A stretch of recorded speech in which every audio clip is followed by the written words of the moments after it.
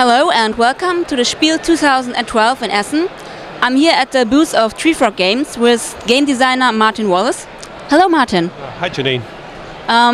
We stumbled upon a very interesting project of yours that you are going to realize with Kickstarter. Why don't you tell us something about it? Okay, yeah, the game in question is Moongar Invaders, which we produced a few years ago for the Play Festival in Modena. So there are only 650 games produced. What they asked me to do was a game about monsters, because it was built around their these characters they had for their publicity. So what it is a game where you're a mad scientist, you create these monsters that you unleash on the world, trying to destroy as many cities as possible. So it's more like a fun American-style warp game. Lots of dice rolling. It's more of a fun take that kind of game. So it got good reviews. It was a good response, and there was a lot of people asking if it's going to be reprinted. So we thought, okay, let's think about doing this. But we thought it would be really good to do the game with plastic pieces. But for that, we need a lot of money to pay for the sculpting and the tooling costs. So Kickstarter seemed to be the ideal solution to that problem. So everything's ready to go. So hopefully the Kickstarter campaign will be up hopefully next week. Depends how long it takes Kickstarter to look at it and pass it as okay. So this is the game which is for 3 to 4 players.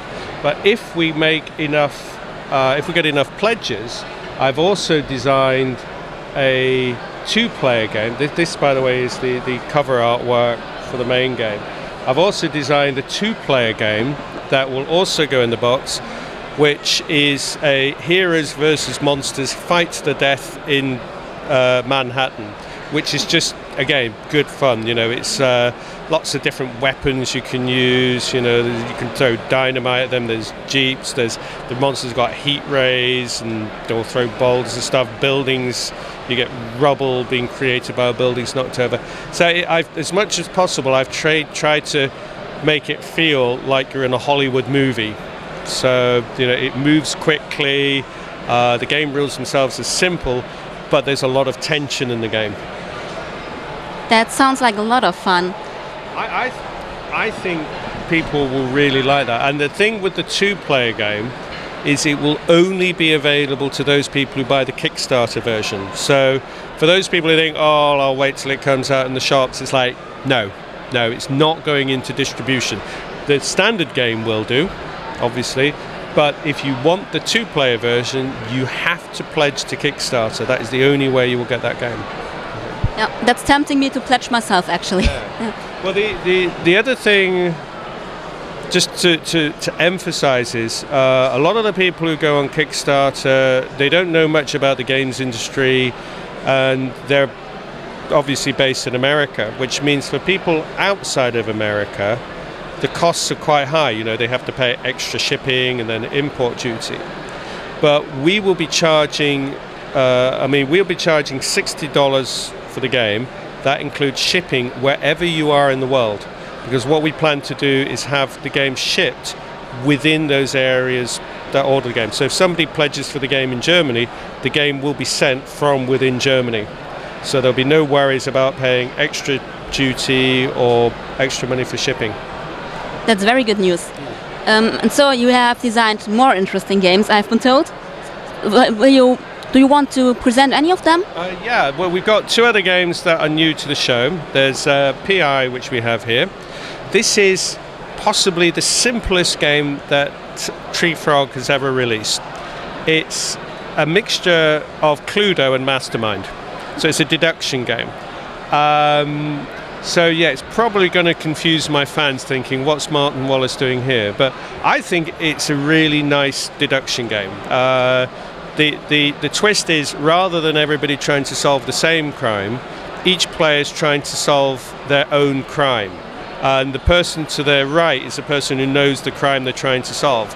So as well as being told when you try and figure out, as well as being told, oh yes, this is correct or that's wrong. You also get the thing where it's like, well, it's not right, but it's close, it's nearby. So that you get that extra layer of information, which adds a nice twist to the game.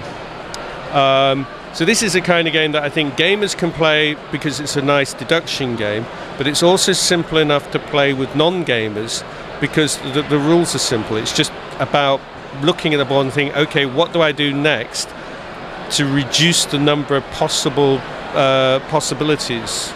Okay, so this I think has got the potential to do well outside of our core market. The other game we've got is Doctor Who. Just to go back, this does have French and German rules in it, so it's suitable for those two markets. The Doctor Who game unfortunately only has English rules in it, so this is, you know, for those people who are fans of the TV series, you know, what I've tried to do there is design a game that has enough decisions to keep a gamer happy, but again, it's also something that a non-gamer should be comfortable playing because it's not too complex. So in the Doctor Who game, it's more of like a take that game. You have locations that, as the Doctor, you want to defend, but then you also use monsters to go and attack other players' locations. Sounds like a good game for fans. Yeah, it's as I say, I mean, I'm pleased with the way it's come out. It's well, there isn't much competition, but I'd like to think it's the best Doctor Who game out there. But then the others weren't very good. Okay, thank you. Is there anything else you're working on right now? Well, other things coming out of the future that I think it's now public knowledge. Asmodee will be releasing a game of mine called Mythotopia, probably summer next year, I think in time for Gen Con, which is a fantasy game based on A Few Acres of Snow. So it's a multiplayer deck building game. So for those people who enjoyed A Few Acres of Snow, I think they're really going to enjoy Mythotopia. So that's coming out next year. Trying to think, there's a few other, well, there are other things, projects that I'm working on, but I can't make a public statement about them yet. Top secret. Yeah. Well then, thank you for the interview, and I hope you have a lot of success with your games. Thank you. Thank you. Is that okay? Okay, good.